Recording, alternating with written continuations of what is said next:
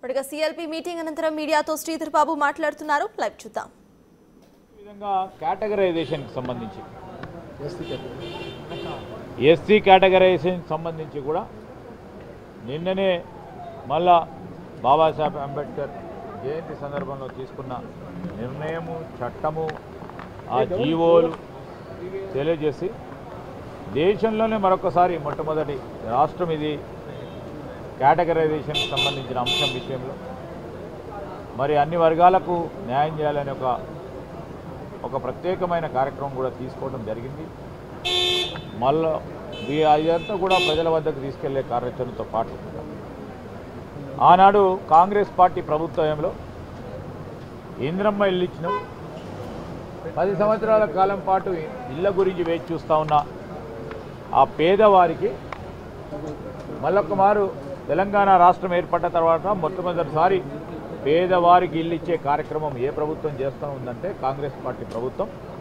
ఆ పేదవారికి ఇళ్లకు సంబంధించి స్పష్టంగా ముఖ్యమంత్రి గారు అదేవిధంగా రెవెన్యూ మంత్రి గారు స్పష్టంగా చెప్పండి, ఎవరికైతే ఇల్లు లేని నిరుపేదలను గుర్తించి వారికి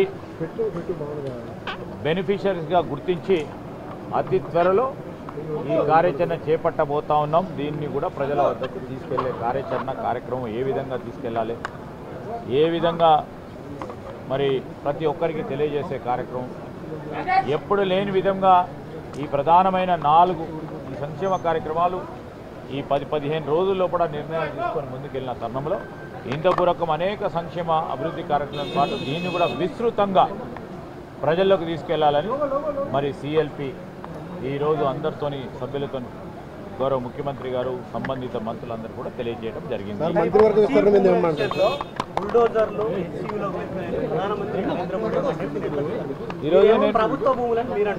ఈరోజు ఎందుకంటే స్పష్టంగా చెప్పదలుచుకున్నాం, ఎస్సీయు భూములు కావవి ప్రభుత్వ భూమిది అని సుప్రీంకోర్టు తీర్పిచ్చింది.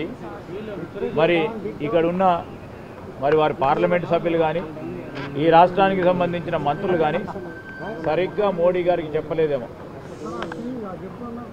కానీ పెద్దలు మోడీ గారు అంటే మాకు పెద్ద గౌరవం.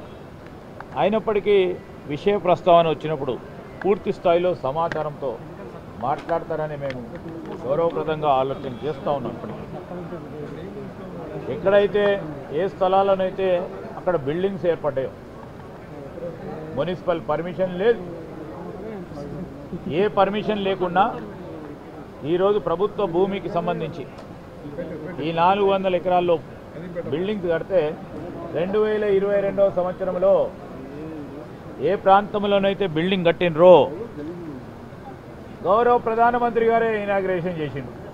ఇప్పుడు ఎవరికి చెప్పుకోవాలి? 3వ అంశం, బీజేపీ పాలిత రాష్ట్రాల్లో మీరు కూడా అభివృద్ధి పేరిట పర్యావరణాన్ని పక్కన పెట్టి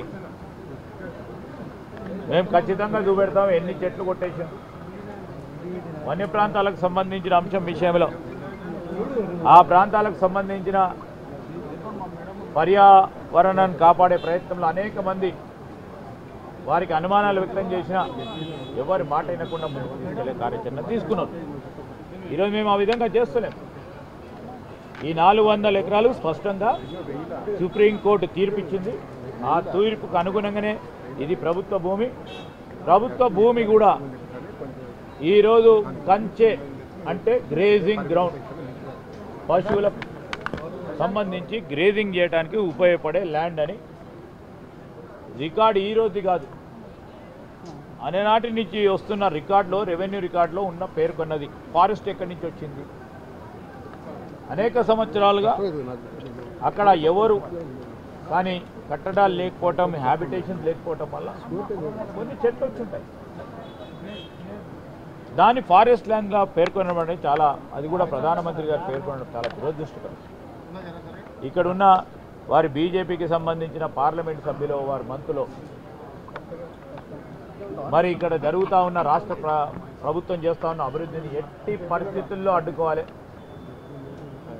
ఈ అభివృద్ధిని అడ్డుకుంటే తప్ప కాంగ్రెస్ పార్టీకి చెడ్డ పేరు రాదు. మంచి పనులు చేస్తూ ఉన్న దీనికి ఎట్టి పరిస్థితుల్లో దీనిపైన బురద జల్లే కార్యక్రమం చేయాలని ఆలోచన చేసి వారు మరి తప్పుడు సమాచారం ఇస్తూ ఉంటే మేమేం చెప్పదలుచుకున్నాం. నేను ఈరోజు 100% ఒకటి డెఫినెట్లీ, ఎందుకంటే సమాచారాన్ని ఎవరైనా పెద్దలు మాట్లాడుతూ ఉన్నప్పుడు ఆలోచన చేసి మాట్లాడతారని మేము భావిస్తాం, గౌరవిస్తాం కూడా. కంచెకచ్చిబౌలి కంచెకు సంబంధించిన భూమి, దాంట్లో భాగంగా సుప్రీంకోర్టు ఇచ్చిన తీర్పు ప్రభుత్వ భూమి అని, దానికి నుంచి మొన్న కూడా చెప్పాను, ఆర్టిఫిషియల్ ఇంటెలిజెన్స్ ద్వారా ఈరోజు ఆర్టిఫిషియల్ ఇంటెలిజెన్స్ ద్వారా క్రియేట్ చేసిన మేము అన్ని వారికి సోషల్ మీడియా ద్వారా క్రియేట్ చేసిన గ్రూపులు కూడా చూపెట్టాం. దానికి ఈరోజు ప్రధానమంత్రి గారు, ఎందుకంటే మొత్తం వ్యవస్థ తెలిసిన పెద్దలు, రేపు కోర్టులో ఆ అంశం ఉంది, దాన్ని ప్రభావితం చేసే అంశం కూడా దీంట్లో వస్తుంది. వారు మాట్లాడితే ఈరోజు అన్ని కోణాల్లో ఆలోచన చేసి నిర్ణయం తీసుకుంటాం. Thank you.